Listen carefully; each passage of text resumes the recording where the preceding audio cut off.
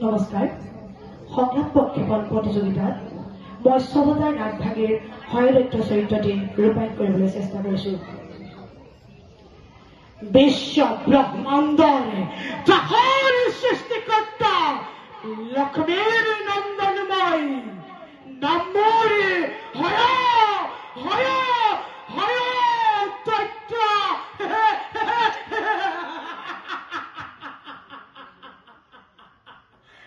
বিশ্ব ব্ৰহ্মাণ্ড ঘূৰিব লাগিব মোৰ এই নিৰ্দেশত।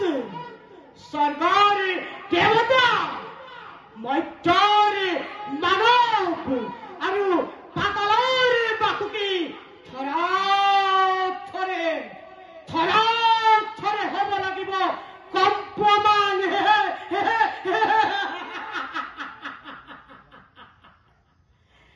ব্ৰহ্মাৰ কন্যা সৰস্বতী,